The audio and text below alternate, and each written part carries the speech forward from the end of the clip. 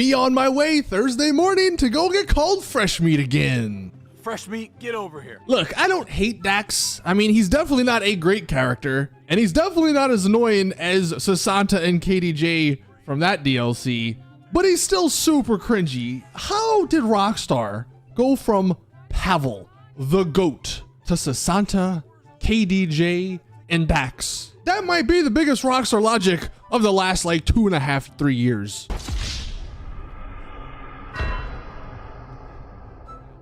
Of course, though, this past week, the last dose missions came out. Finally, the part 2 of this DLC was released. And let's just take a look at how my adventure playing these missions started. I log on into GTA Online.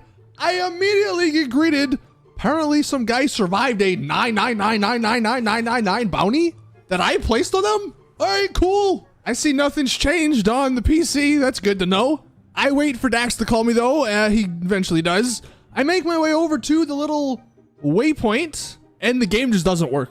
The game is just fundamentally broke. Like, what am I doing? Am I doing something wrong here? I'm walking into the circle. It pretends like it's loading and then nothing happens. It kicks me out. Can't have nothing in Los Santos, I guess. Now, eventually I did get in and we got to play the new missions. We waited 93 days to wrap up this DLC, at least with the story. And I think I'm even more confused. The first mission is a survival. That's all it is. It's a survival. Endless amounts of waves of these white coat people start shooting up the place. If you've played one GTA mission, you've played this one. Is this the extent of GTA's like mission structure? I really hope GTA 6. I mean, it should. I'm not gonna really doubt it too much, but the missions in GTA 6, I'm gonna pray are a lot better. It seems like every freaking mission, you have some endless supply of enemies. They have infinite resources. They all have freaking military training with perfect accuracy. That even if you have like heavy body armor, one bullet, it comes off. And they always know where you're at all times. I mean, I'm not gonna say this mission was hard or anything, but it's like, really? That's we waited 93 days for this? This is a survival.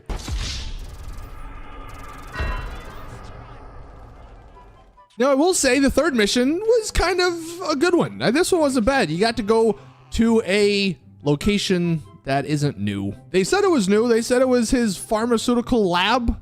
Look at these pictures. Corporate wants you to decide and find the difference between these two pictures. Spoiler alert, they're the same. The first one is of the new lab. The second one is of the morgue from single player 10 years ago. All they did was turn the lights on and called it a new area.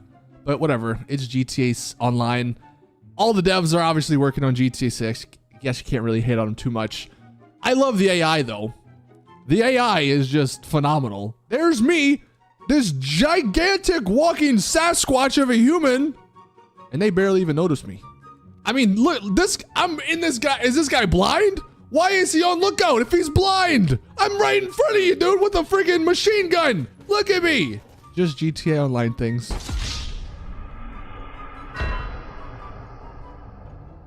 Eventually, though, in this mission, like the famous Star Wars movie once said, somehow Palpatine returned. Well, guess what? Somehow Friedlander returned. Now, I know at the end of GTA 5's story, there was an option you had. You could either let Friedlander go or you could kill him. Like, what if you killed him? I guess they're just saying, all right, well, that wasn't real. And I believe even if you did let him go, some time passes and this article will show up on the internet. Psychos shrink dead. Dr. Isaiah Friedlander, radio host and author who rose to prominence recently, was killed yesterday in a murder police are calling suspicious. Now, I guess maybe because they called it suspicious, Rockstar's going back and like, oh, well, he didn't actually die. All right, sure enough. But like, why? Well, like, I actually want to know why he came back. Because he literally comes back for like 2 missions and then dips again. He just leaves. Remember when we were all thinking about Michael? We were all speculating Michael might return. Rockstar said, you know what? We got you guys. Here's Michael's shrink.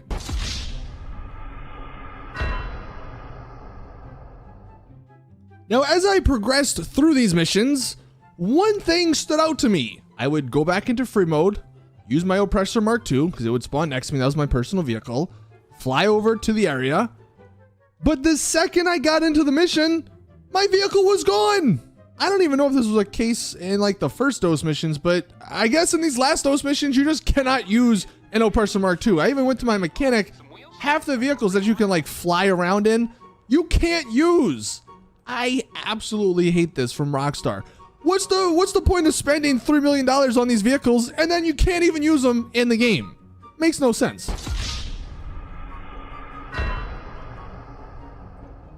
We finally get to the fourth mission and they're recreating the drug mission. And I'm gonna be honest, I think the first one was a lot better. With the rabbits and stuff, that was a lot cooler.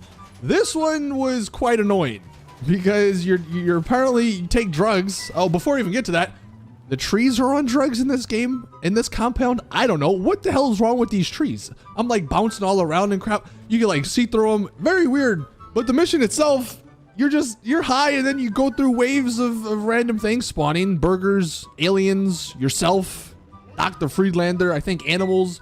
Some people got, I don't know. It's just a very weird mission and I didn't like it as much as the first dose high mission. And then the final mission, look, I'm no plane expert, but I would imagine a giant cargo plane with like jet engines could pretty easily outrun this little rinkety-dink plane we're in. Maybe I'm wrong, I don't know, but I thought that was a little weird. Eventually though, you make it, you crash in, which is also kind of similar to something that happened in single player. They're just reusing stuff yet again. And then Dr. Friedlander just dips again. Like, he showed up, kidnapped lab rat, refuses to elaborate, and then leaves. I guess he did elaborate on why, but still, I just feel like he was kind of shoehorned into this DLC for no other reason than to say, oh, Michael Shrink is back. But the part that kind of was driving me insane, and I know this may be a little thing, at the very end, you're eventually told, or you're having to let Dax move all the product onto the, of course, a very slow-ass truck. Is it just me? All right, there's a bunch of police showing up, every different part of the map. Where do their cars go? I'm shooting the people, but the cars disappear. Shouldn't there be like 30 different police cars from all the people I killed? Rockstar, that's not very realistic. But yet again, you know, it would be incredible. The technology, I guess, isn't there yet. To have like, I don't know, the Percade 6x6, the acid lab that I freaking have inside of their freak shop. Why couldn't he bring that? Why couldn't I fill that up instead of this slow ass mule? That's every mission, man. That's every freaking mission. Endless NPCs that have got aim, slow ass vehicles that you have to drive across the map, and cringy characters and dialogue. And one thing that drives me insane, you guys already know it, the things these NPCs say, it just means nothing. I'm not even gonna get started on the fact that at a certain point in this mission, Dax or someone says, we're gonna make a boatload of money because we stole the drugs from Friedlander and we're gonna sell them and all that. I think you get 100K total at the end of this. Cool, that's a lot of money, really? But Luchadora, she literally says, I'll distract the cops. I still have the cops on me.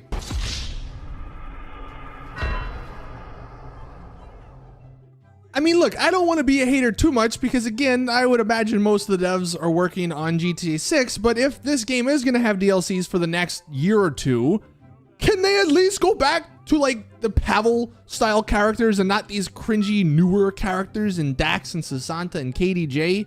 Can they at least go back to the high-quality December DLCs? I mean, the last two December DLCs, we had the Contract last year, or 2 years ago, I guess, at this point, year and a half. That was a high-quality one. Of course, Cayo Perico was a high-quality one. Like, this Drug Wars DLC, I don't mind the Acid Lab, and these missions were okay, but I would say that's more of a summer DLC. It was more of a lower quality when you compared it to the Contract and the Cayo Perico. You know, a real classic Rockstar logic in this update, the Virtue, the new supercar that you can get for free. If you apply armor to it, which by the way, changes absolutely nothing as far as like the windows are concerned. It just changes and puts some armor plating on like the doors of the car. You just can't throw sticky bombs out if you do that. Why is that even a thing? Sticky bombs aren't even overpowered. We have flying bikes that have rockets that can lock onto people. Let us throw sticky bombs out even though there's armor on the vehicle. Come on, man. Let us have that at least.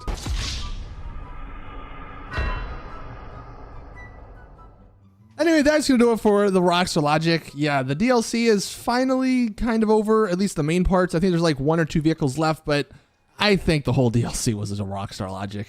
In the end, though, at least for me, it doesn't really matter too much because if you've been following along with all my GTA 6 content, look, there's so much cool stuff coming in that game.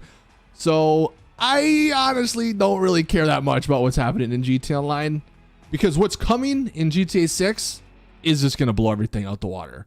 If you want to check out some of that content, definitely take a look at the rest of my videos on my channel. But I guess to end this video, let us know your thoughts on this Last Dose update or DLC. What did you think? What do you think about Dr. Friedlander returning? I don't know. Let us know your thoughts. Thank you guys for watching. That's going to do it for the video. Please drop it a like if you did enjoy. Subscribe for more GTA content. And as always, I'll see you all in the next one.